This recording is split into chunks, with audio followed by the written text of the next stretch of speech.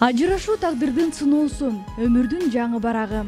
Мына ушул жаңы баракты баштоодо адамдар кыйынчылыктарга туш болушат.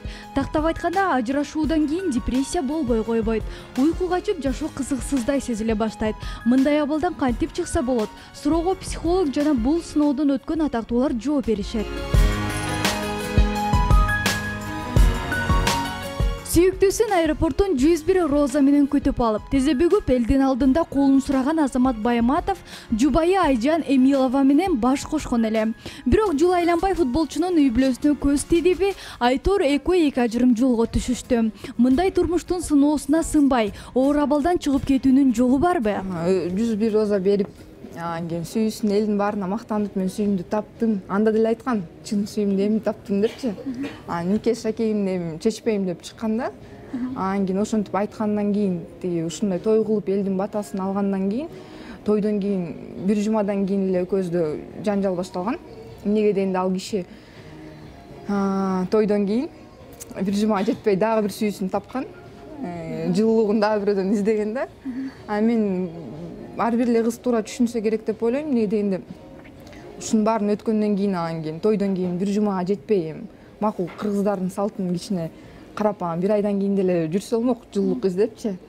Бир жумадан кийин эмес да, бирокчу. Мен деле ойлогом деп сүйүүмдү таптым окшойт. Анан кийин убадасын берген. Эгерде бир кыз менен сүйлөшчү болсом, же жанагы орустар айткандай измена боло турган болсо, эме ошого эме алганда, клянусь мамой, я никогда тебя не буду изменять деген.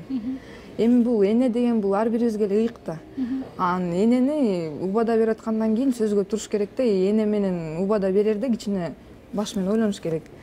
Анан мен деле айткам, Азамат, антип жаңылышпа, сен эртеңки күнүңдү билбейсиң десем, жок, мен апам менен эме кылып кетейин, өлүп кетейин деген да.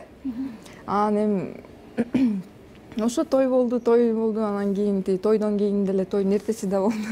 Анан 2 жумадан кийин эле биз ушу Бишкекке келгенден кийин эле ушундай эме болуп калды да, сөзүнө тура албай койду. Көп эле айтат, чыдап койсоң болмок, эркек деген эркекти көз жумуп койсо болмок депчи. Эми анын баарына көз жумганда деле мен деле намысым бар. Мен деле мени көчөдөн таап алган эмес Азамат. Жалпы эле кыздарга айткым келет, эч качан эркек үчүн көз жашыңарды төкпөгүлө. Эми кыз көп деп коет, бирок эркек деле көп. Кудайым баарыбызга өзүнүн түгөйүн берет. Мага окшоп жаңылышып эме болсоңор, кеч боло электе токтоткула дегендей. Турмуш деген бул кыйын эле нерсе экен. Турмушту көрбөгөн адам турмушка, мен мисалы турмушка тийгенден кийин көп эле нерсе көзүм ачылды. Көп эле жалган сөздөргө ишенбегиле дегендей. Адам эки жүздүү болот экен да. Тагдыр жолу татаал экен, бирок башыбыздан өткөн ар бир кыйынчылык бул сыноо деген телеалпаруучу Нурзат Токтосунова да бул сыноодон өткөндөрдүн тизмегинде. Каарманым ал кез жашоосундагы эң кыйын учур экенин эстеп, ошол абалдан кантип чыкканын айтып берди. Чынында эле мен өлөйүн деп эле чечкем. Мындай баягы азыр айтканга оңой да, бирок убагында аябай жаман болгон. Мен билбейм, мен биринчи эки сутка аябай өзүм жоготком да. Анан кийин ата-энем келип, бир туугандарым келип, баягы эми болду, эми маңдайыңа жазыптыр, эми эч нерсе эмес, эми адамдар ар түрлүү деген нерселерди айтылып, уялгам, намыстангам, баягы эми кандай болот, эми кантип жашайм, мен кантип жашайм деп баягы эл көзүндө адам болгондон кийин дагы бир аз уялат экенсиң. Анан мындай болсо да балким деп унчукпай өтүп кетет. Эми бизде мен жалгыз эмесмин го негизичи. Анан бирок ошентсе дагы ойлонуп кабатырлануунун кереги жок экен. Болгону өзүңдү дагы жакшы карап, ден соолугуңа дагы жакшы кам көрүп, позитивдүү, жакшы ойлор менен жүрө бериш керек экен да. Себеби жакшы ойлосоң гана жакшы нерселер келет экен. Эмнеден корксоң ошол калат экен да. Ошон үчүн мен азыр эчтекеден коркпойм. Азыр Кудай буйрса мындай бир жаңы нерселерди кылуудан дагы коркпойм. Анан бардык ошол бир гана айта турчу кеңешим, айымдар өзүңөрдү таштабай бекем болгула, баягы күчтүүлүк менен жеңиш керек. Ар бир нерсени жеңиш керек экен. Мына жаркыраган күндөр жашалып атат. Бакыт сөзсүз келет экен. ошон үчүн бакытты күтүп, андан ары дагы умтулуп, андан ары дагы жакшы нерселерди жардам кылып башкаларга, ушундай бир өзүңдү өнүктүргөн китептерди окуган, жаңы тренингтерге барган, жаңы ачылыштарды ачаган, жаңы мыкты адамдар менен таанышып, ошолордон дагы бир тажрыйба алган жашоолор күтүп турат экен. Ошон үчүн баардык айымдарга айтарым, мырзаларга дагы айтарым, баягы жашоо токтоп калбайт. Жашоо андан дагы жакшы уланат да. Ар бир үй бүлөнүн пайдубалы бекем, урагыс болсо гана. А бирок турмуш дайыма эле биз ойлогондой беш боло бербейт тура. Кара жерди таптап басып жүргөн адамдардын канчасы өз бактысына жетпей, дагы канчасы жүрөгүнүн ээсин издеп жүрөт дейсиз. Биринчи турмуштан бак айтпай, жолдошу менен эки жолго түшкөндөрдүн катарында теле алып баруучу Айтурган Сатиева да бар. Жолдошум ушул эле чөйрөнүн, то есть экөөбүз тең журналист болчубуз. Мен дикторлукка кеттим, айырмасы ал шоу-бизнесте болчу. Билсеңер керек, Бекчоро деген ырчын продюсер болуп жүрчү.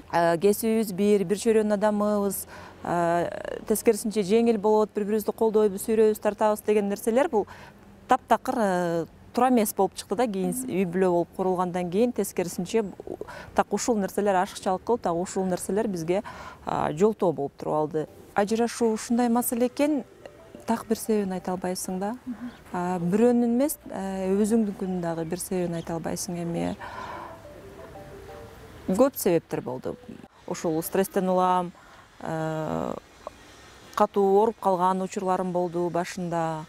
Ошол эле курбу курдаштарым менен сүйлөшкүм келбей, эч ким менен жакындагым келбей, жолуккум келбей, жада калса ошол жумушка деле көңүлүм жок. Ушундай бир чоң зыяндары болуп атты. Мен айтпайм азыр баары жакшы, баары артта калды деп. Мен ал состояниядан, ал абалдан азырга чейин чыга элекмин. Өзүм көзүмдө жетпейт качан чыгарымачы. Бирок мен бир нерсени түшүндүм. Кандай стресс болбосун, өзүңдү алаксытышың керек экен, тескерисинче. Эми алаксыт десе кандай, көңүл ачып, тияк бияка басып эмес. Бир хоббиң болобу, же бир жумушуң болобу, ошол нерсени өзүңөн түртүп, четтетип, барбай ушинтпестен, тескерисинче ошол нерсеге көбүрөөк кирип, аралашып, ошондо чыгат экенсиң да стресстен. Мен жеке өзүм мисалы башында аябай кыйналдым. Бул состояниядан мени алып чыккан албетте балам болду, анан жумушум. Бир учурлар болду. Мен түшүндүм, что мен жумушка алаксысам, мен убактымды көп ошол жакта өткөрсөм, мен алаксып кетет экеним, мага жеңилирээк болоорун түшүндүм дагы. Бир учурлар болду, мен 3 жерде бир иштеп аткан учурларым болду да. Түндө үйгө саат 2-де келип, 3-те келип, кайра эртең менен жумушка кетип калып, баягы физический күч менен чарчасаң, сен ойлонгонго дагы, жанагынтип переживать эткенге дагы убактың калбай калат экен дагы, анан ошол бир нерсеге алаксып жеңиш керек экен, мен ушуну түшүндүм. 2 жаш баш кошкондон соң бирге түтүн булатып жашап кетсе жакшы. Бирок ука тиричиликке келгенде эле чыдабай ажырашып кетишкендерди да кезиктирүүгө болот. 2 жолго түшкөндөн кийин аял затынын эле эмес, эркектин да жан дүйнөсү жабыркап, депрессияга чалдыгышат. Ал эми узакка созулган депрессиядан ден соолук да жабыркашы мүмкүн. Андыктан ажырашкандан кийин андан ары кантип жашоону улап кетиш керек деген суроо менен психологко кайрылдык. Ажырашуу албетте ар бир үй бүлөгө абдан чоң стресс. Анан кийин ажырашуунун кандай себептери көп болушу мүмкүн. Биринчиден, ажырашкандан мурун үй бүлө куруп атканда эле ойлонуш керек. Кандай адам менен мен үй бүлө куруп атам? Эмне үчүн ушул адамды тандадым? Кайсы сапаттары мага жагат? Кандай үй бүлөнү мен кандай элестетем? Кандай көрөм биздин чогуу жашообузду деп. Анткени үй бүлө куруп атканда эркектердин дагы, аялдардын дагы психологиялык өзгөчөлүктөрү бар. Мисалы, биз деген эгер аял киши мындай намек менен сүйлөшсөк, бири-бирибизди түшүнсөк, а эркектерге түз конкреттүү маалымат бериш керек да. Мисалы, сен кече ушундай бир эме кылганың үчүн мага ошол үчүн жаккан жок. Мен өзүм да начар сезип атам. Сен дайыма кеч келгенде мен мындай ойлорум дагы башкача болуп атат. Түнкү саат 1-де келсең мен ойлоп атам, балким бул башка жерде жүргөндүр. Башка аял менен жүргөндүр деп ойлонуп атам. Ошондой аябай өзүмдү жаман абалга келип атам деп ошо күйөөсүнө ошондой өзүнүн сезимдери менен бөлүшсө, күйөөсү айтат, балким мен пробкада 1 саат турганмын, же гаишниктер кармады, же болбосо бир какой-то жумуштан бир проблема болду, ошол үчүн кеч келдим деп түшүндүрүшсө бири-бирине убагында. Ошондо чыр-чатакка жетпей эле мындай чечсе болот да. Аял кишилер көп убакта тултуюп эле, коркутуп эле, сүйлөбөй эле, анан ошентип тултуюп коркуткан сайын өзүңө ошондой сезиле берет күйөөсү жаман карап аткандыр же мени байкабай жатат же бирөө менен шыбырашып телефондо сүйлөшүп аткандыр деп эле ошентип өзүнүн оюн өзү накручивать этип эле ошондо көрүнө берет да көзүнө. Эркектерге түз эле ошентип айтсаң алар убагында эле жообун айтып беришет. Анан кийин убагында сүйлөшүш керек. Убагында бир какой-то көйгөйлөрдү чогуу чечиш керек. Кээде аял киши деле өзү эркектин жумушун аткара берет, анан кийин күйөөсүнө таарынышат да. Эмнече сен тигини жылдырбайсың же мыкты кагып койбойсуң же кранды жасап койбойсуң деп. Ошол убакта аял деген аял кишидей калыш керек да. Мен деген колума келбейт, жүрө кой, алтыным, жаным, жасап койчу, сен деген эркек эмессиң, мен сени ушул үчүн урматтайм, мен сени ушул үчүн сыйлайм деп эркекке жылуу сөз айтсаң эле барып жасап берет ал оокаттын баарын. Коркутуп бизди давить эткенде эч ким аны каалабайт да. Ошондо тескери реакция болушу мүмкүн.